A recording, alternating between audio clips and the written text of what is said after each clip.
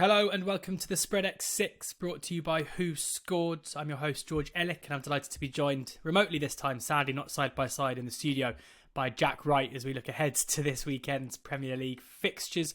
As ever, Jack will be taking us through his selections ahead of the games. There'll be a total goals bet, corners, booking points, player goal minutes, multi-markets and match performance as well.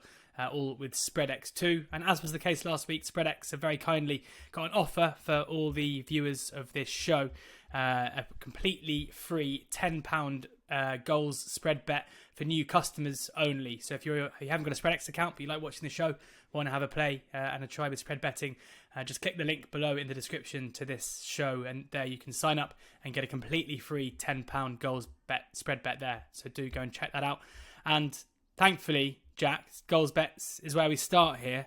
So if you are going to make the most of this is the way that Jack would go. Looking at Brentford's goals ahead of their game against Leeds, and Brentford goal spread 1.7 to buy. That's where you're going to be going. Yeah, we won on last week with the free bet cash in there with Palace. Very exciting for a second when they were 2-0 up after about 20 minutes, wasn't it? I know, and then a third goal disallowed. But so we're going for a similar theme here, team goals. So as we know, it's been very well documented over the last few weeks. Brentford opened their home campaign with a 4-0 win. All goals coming in the first half, unless people missed that. What happened there? That's actually the only game they've not fallen behind in this season. So their second home game was against Everton. So they only scored one there, but I think it slightly disguises just how good they were in that particular game. They had 19 shots in total, which is the most they've had since they've come up to the Premier League. They hit the bar or post 3 times in that game as well. They've now hit the woodwork more times than any other side in the league. And as far as their XG, they're well up there. And in fact, they've scored 10 goals. Only Man City, Liverpool and Arsenal have scored more goals than Brentford have done so far this season. So when you add the fact that they've come very close to more than that, bodes very well for this particular bet. I think the fact that Leeds are the opponents here suits them very well as well. They're a more front foot side, unlike Everton, obviously, who were happy to kind of let Brentford do the forcing. So Leeds are starting to revert a little bit to type and giving out a few chances as well at the back. So we know that Brentford are very lethal on the counter-attack. So we'd expect them to score some goals here, in which I think should be a really entertaining game. Only 1-0 between these two sides in the last 26 meetings, so we hope not to stumble across that holy grail here, and instead we'll see plenty of home goals. Buying Brentford goals at 1.7. Time for corners now, and following a similar theme here, Jack, by looking at team corners rather than match corners, and you're going to the Merseyside derby, the early kickoff, 12:30 on Saturday. Liverpool buying at 7.3. Yeah, it's a high line, but putting aside that 9-0 win against Bournemouth last week, very similar to Brentford, Liverpool have actually been chasing the game every single time they've played in the Premier League this season. They've fallen behind every time other than in that 9-0 win. We should expect a white-hot atmosphere, of course, here, and Everton will be tight, they'll be tenacious. Obviously, Frank Lampard's set this kind of template now that he's following, the dogs of war, the siege mentality, that kind of situation. And last time these two sides met, he let Liverpool have 82% of the ball and he frustrated them for over an hour. We shouldn't see something much different from that, I should imagine, this particular game. Although Everton are at home, I don't think it will change things too much. And despite the struggles as far as getting results are concerned, we're starting to see the old Liverpool way as far as forcing lots of corners, front foot, lots of width, of course, as well. So they're starting to look a bit more like themselves. They had the second highest corner average across the league last season. They had 24 corners in these two games against Everton last season as well. So a similar pattern here. They got 13 this week against Newcastle when chasing that particular one successfully, and they had 8 corners in the two games prior to that as well. The good thing is that even when they're not chasing, so the Bournemouth game, they still managed 8 there in a game that effectively put to bed inside the first 15 or 20 minutes. So as far as Everton are concerned, they've conceded 18 corners in their last 2 fixtures. And of course, 16 in that initial opening game at Goodison Park against those corner monsters Chelsea. Let's hope Liverpool can follow suit and look for a double-figure return on corners, buying Liverpool corners at 7.3. Buying Liverpool corners 7.3, the corners bet there for Jack. On to bookings now. This is total booking points. 10 points for yellow, 25 points for a red. And you know, it's often said in football, play the game. don't play the man. You often play the man. You often play the referee in this market. But this time you're going for a bit of a change of strategy, looking at Forest against Bournemouth and buying at 44. Yeah, this is a game that probably people look at and think I'm taking the Michael. Well, I am. I'm taking Michael Oliver to actually come to the party and produce a few cards. He's not the most prolific referee in the Premier League, but on his day he can produce. So far this season, 13 yellow cards in his 4 Premier League games, averaging 32.5 booking points. It's actually the 4th highest total in the league so far, so it's not too shabby. But this is a huge game, and I think given the two sides, this is the sort of game that he'd like to stamp his authority a little bit on. As much as Bournemouth have been ridiculed, and as much as Nottingham Forest have been kind of praised for their style and their efforts so far in the transfer market and how they've gone about their games, they sit side by side in the league table, exactly the same amount of points from their opening 5 games, which is 4, and not too dissimilar on goal difference either. So, look, it's a huge relegation clash, whether certain fans would want it to be that or not. That's by the by. These are the sort of games that obviously these two sides need to make sure that they put in a performance and get some kind of positive result from. Nottingham Forest have the most yellow cards in the Premier League so far this season. They've picked up 16 already, and 10 of those have come in their 2 home games, a 6 and a 4. So not a massive surprise given the atmosphere that the City Ground's producing at the moment. They're driving them on, and also they're very front foot, so they are getting caught on counter-attacks a lot, producing those sort of fouls that are obvious and easy yellow cards for referees to give, so expect more of the same here. Bournemouth, for their part, 11 yellow cards so far. Only 5 sides have more than that in the Premier League. And last season, let's not forget, 101 yellows, 5 reds from them, which put them way up in the disciplinary rankings. When they met at the City Ground last season, 2 yellow cards for both sides and a red for Bournemouth, so a total of 65 booking points. I'd like more of the same, please, Mr. Oliver. 44, we're buying. Buying at 44. So as I say there, you want either 5 yellows or 3 yellows and a red or something like that in order to make profit is the way for Jack there. Looking at player goal minutes now, this is the accumulative total minutes a player scores in.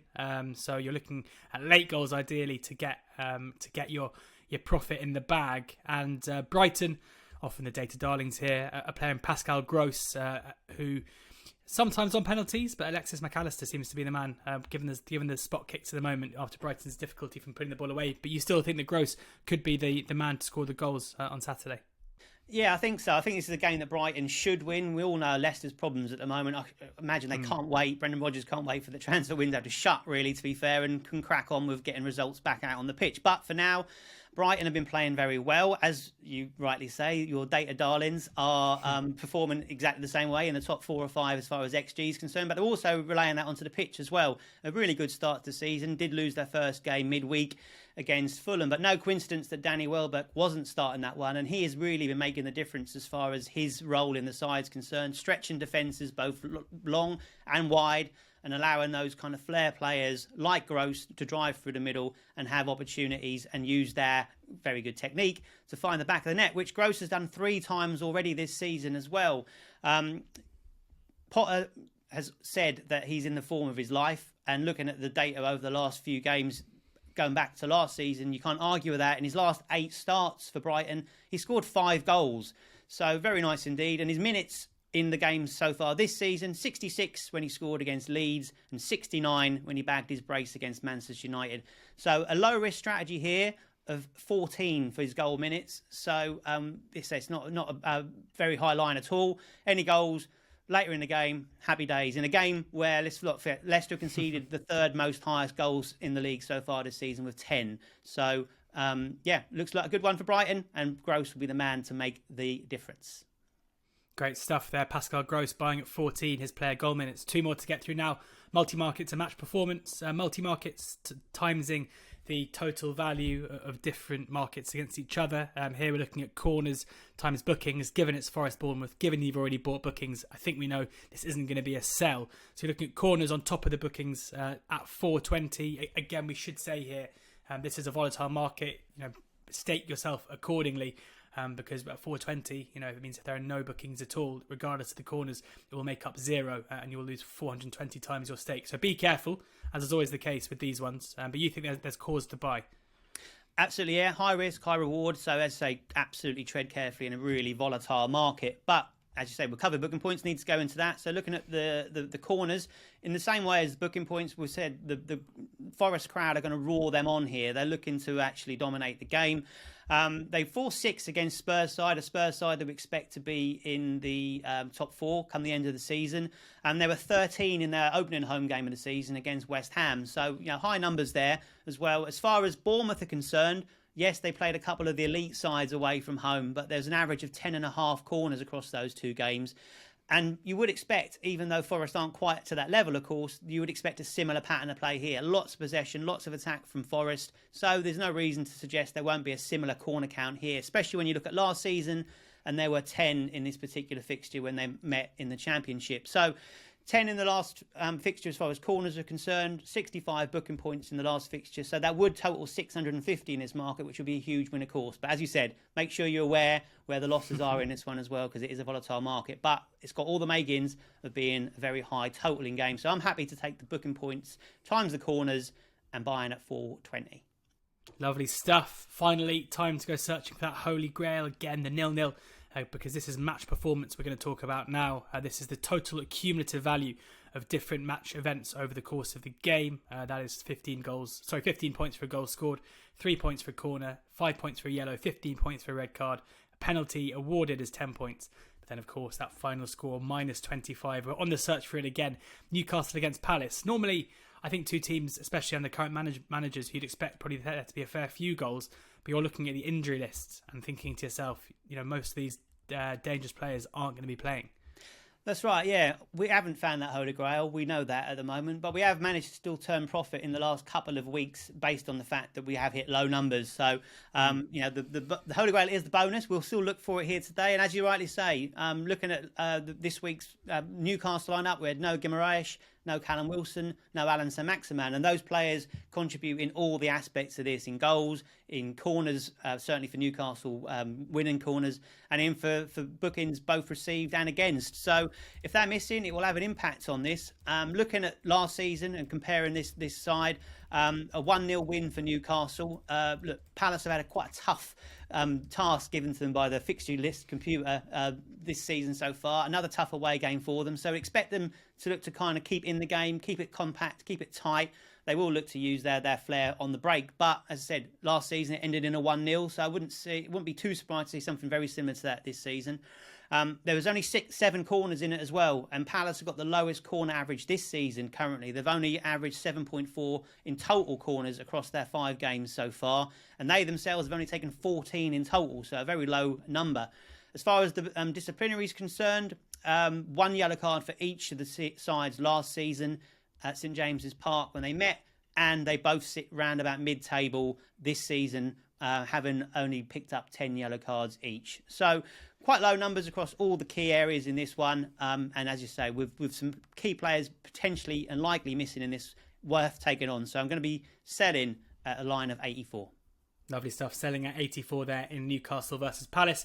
That brings this weekend Spreadex Six of Jacks to a close. Do check out the Spreadex website, where you can find all of your betting needs over the course of the weekend across all sports. And you can also subscribe to the WhoScored YouTube channel, where you can watch all of these Spreadex 6 episodes and plenty more preview content there as well. And do check out the WhoScored site. So many stats, even more than Jack's managed to whip out there in his Spreadex 6 across leagues, across Europe and in the EFL as well. So do check out the WhoScored website there. And remember, in the link to this show below, you can find the link to Spreadex to sign up for an account for new customers only, a £10 free goals spread bet. So do sign up now and make the most of that, whether you decide to follow Jack in or come up with your own bet.